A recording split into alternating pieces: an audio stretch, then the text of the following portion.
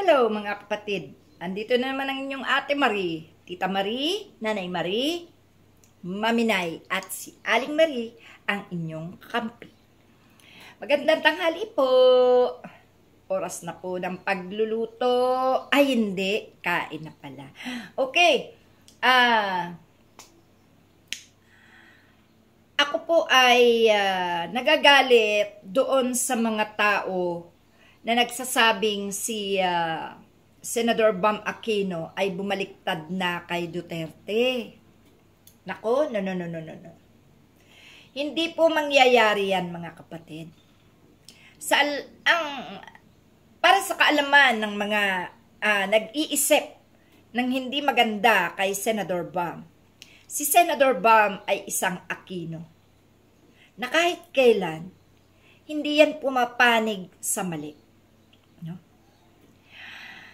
Ang isa pong kandidato o isang politiko na kumakandidato ay natural lang na magkaroon ng sariling diskarte, sariling strategy. Ano naman kung inendorso si Senator Bam ng INC? Wala bang karapatan si Senator Bam na i-endorso ng malalaking sekta ng relihiyon?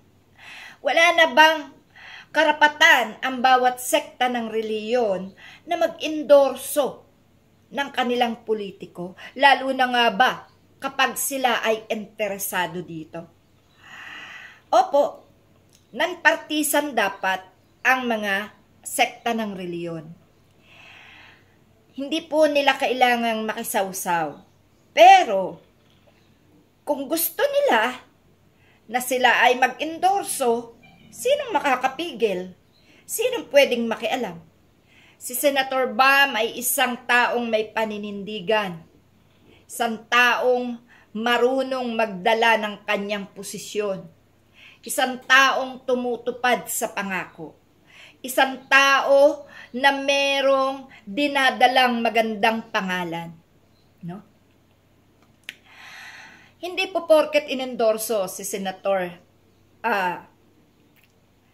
Bam Aquino ng INC ay maka-Duterte na. No?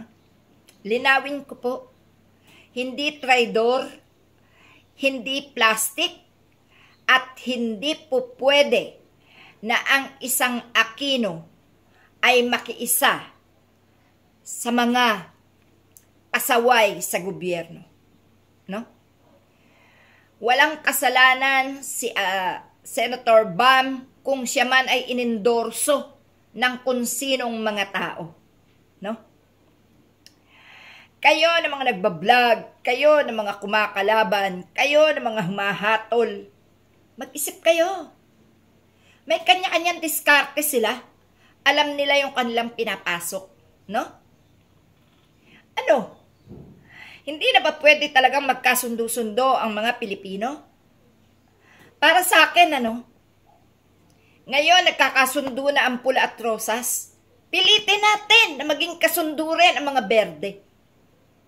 Mapwera na lang sa kanilang mga iniidolo ng mga Duterte na ito na naging berdugo ng bayan. Wala na tayong pakialam dyan. Bahala na ang hustisya sa kanila. Pero isisigaw pa rin natin ang mga kasinungalingan, mga katarantadahan, mga katarantaduhan nila.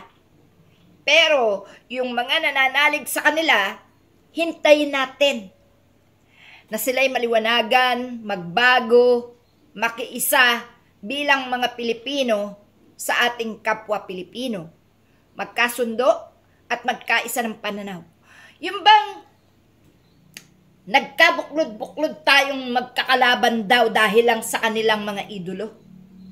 Yung bang nagkasama-sama at nagkaisa na walang kinikiling ang idolo? Yun ang pinaka-the best.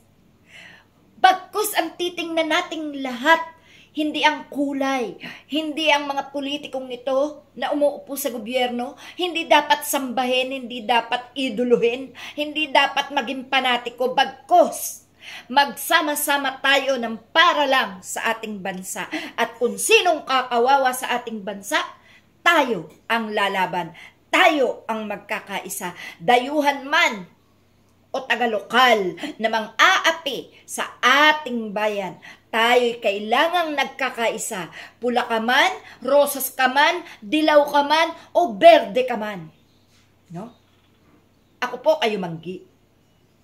Pero, kaya kong harapin at pakisamahan at tanggapin ang lahat ng kulay kung makikiisa lang sana sa aking pananaw na tayo dapat hindi nag-aaway-away sa mga politikong ito. Ang nangyari parang sabong. Tigilan na po natin to. Huwag na tayong maging sabungero sa larangan ng gobyerno. Yang mga kasama ni Duterte, yan. Pwede yan, huwag mong pansinin. Huwag iboto. Dahil talagang nagpakasama na sila. Pero yung mga supporters, yung mga nag-iidolo sa kanila, pwede pa natin tanggapin yan. Pero wag na wag niyong hahatulan ang matitinong kandidato. Dahil hindi niyo pa sila nasusubukan. Yung ibang vlogger dyan na nagbablog regarding kay Senator Bam Aquino, wag kang humatol. Wag mong husgahan na nagtraidor, na bumaliktad. Hindi ganyan ang mga Aquino. May paninindigan siya, may prinsipyo, at may pagmamahal sa bayan. Di ba nga? Isang Aquino ang nagbuwis ng buhay para sa bayan. Sisirain kaya yan ni Senator Bam? Palagay ko hindi. Kaya tigilan nyo ang pag-iintriga sa ating Senador Bam Aquino na talaga namang para sa kabataan, siya ang inaasahan. Salamat mga kapatid. Thank you.